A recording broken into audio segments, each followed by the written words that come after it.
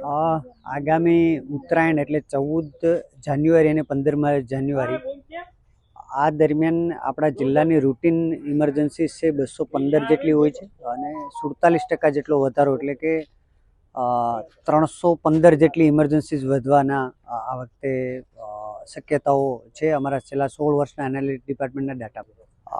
આપણી પાસે જિલ્લાની અંદર શહેરી વિસ્તારની અંદર 23 જેટલી એમ્બ્યુલન્સ અને રૂરલની અંદર 20 જેટલી એમ્બ્યુલન્સ, તમામ એમ્બ્યુલન્સો છે એ બધી જ કાર્યરત છે.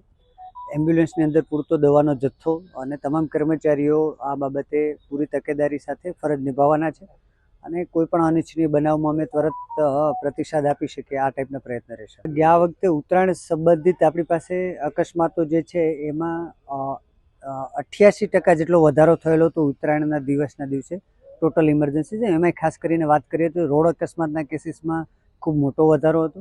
પછી મારામારીના કેસીસમાં અમને વધારો જોવા મળ્યો હતો અને આપણે ઉત્તરાયણના દિવસે 38 જેટલા દોરી વાગવાની ઇન્જરીના કારણે પણ આપણી પાસે ઘટનાઓ છે સામે આવી હતી.